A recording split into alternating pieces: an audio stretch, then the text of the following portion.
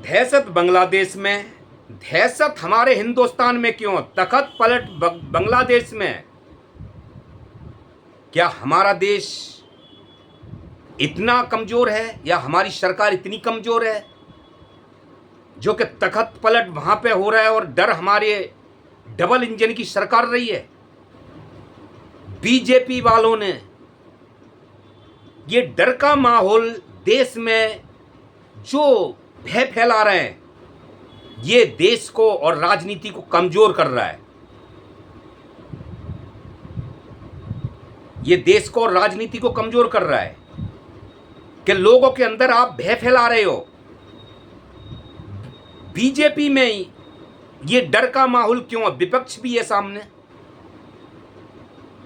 उनके सवाल तो नहीं आ रहे नेताओं के ऐसे, जैसे कि कंगना रतौर बांग्लादेश पे लेके और भय फैलाने का काम कर रही हैं।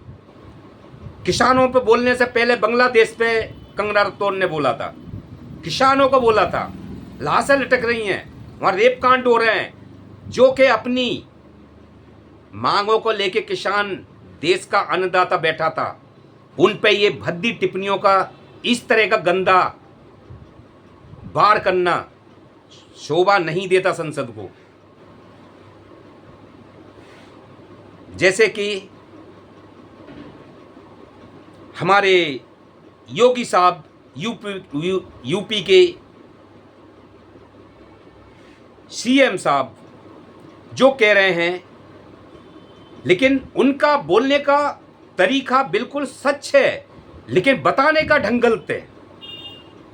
जो बोला है वो सही बोला है, लेकिन बताने का ढंग उनका गलत है कि बटाएंगे तो कटाएंगे। उस चीज को अपने देश को ये बोलना चाहिए, ये क्यों नहीं बोल सकते? अपने देश में ये चीज क्यों नहीं बोल सकते कि हमें अपने देश में एकता लानी है? सभी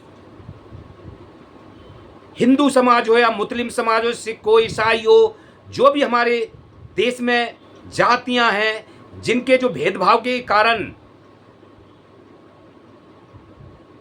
इलेक्शन जीतते हैं, उनको एकता की बात क्यों नहीं कर सकते कि हम सब एक हैं और हम कोई नहीं बटेगा तो कटेगा भी नहीं? ये बोलना चाहिए। अपने सभी देश जातिवासियों को इस तरह से बोलना चाहिए, नेक शब्द बोलने चाहिए। उन्होंने बोला बटेगा तो कटेगा। अरे अपने पूरे देश को संबोधित करो, उसमें बोलो कि हम सब एक रहेंगे, किसी के प्रभाव से नहीं टूटेंगे। लेकिन ये बोल नहीं सकते क्योंकि बीजेपी की ये पुरानी आदत है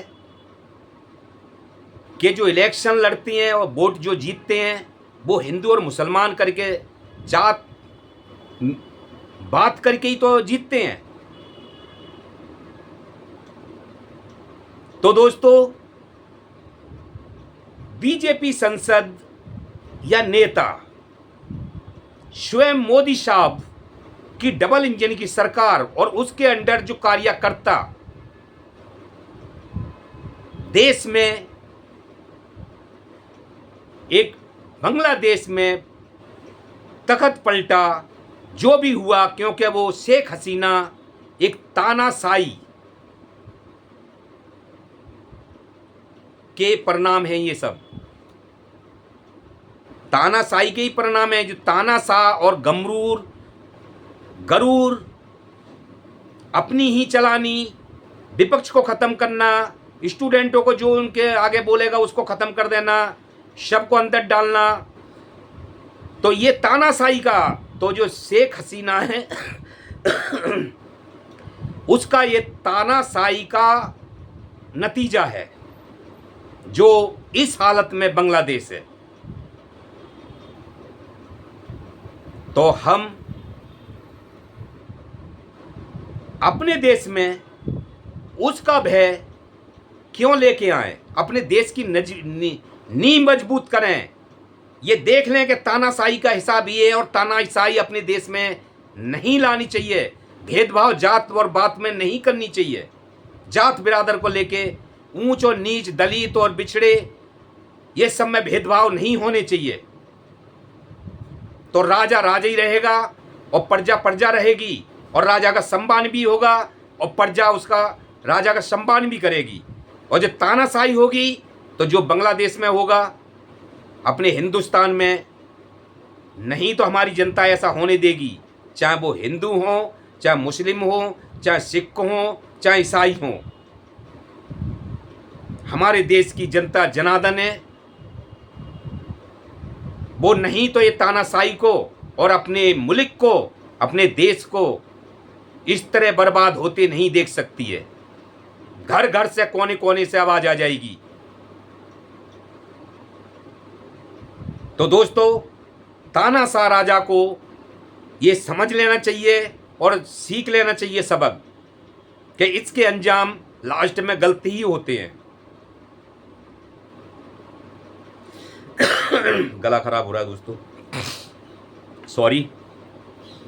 तो दोस्तों, जैसे कि अब विपक्ष में भी नेता हैं, संसद हैं, अपोजिट पार्टी भय को खत्म करने की बात कर रही है। अखिलेश यादव ने अपना बयान दिया कि ये देश में भय फैलाना या लोगों को डराना या बांग्लादेश का असर हमारे देश पे आ जाना, तो ये सही नहीं है। जो डबल इंजन की सरकार के अंडर संतरी और मंत्री जो काम कर रहे हैं, वो अपने भाषणों में एक भड़काने का और दहशत फैलाने का जो काम करते हैं, ये देश में मनमुटाव पैदा करता है। तो दोस्तों, ये सब कोई राजनीति या ये आने वाले इलेक्शन से कनेक्टेड है कि कोई चीज़ें जो भड़काने का और डर पैदा कर रहे हैं देश में। और आप देख रहे हैं प्रेम फैमिली चैनल। गला खराब हो रहा है दोस्तों, माफ़ कर दीजिए, सॉरी। आगे फिर मिलेंगे कोई वीडियो लेके। नमस्कार।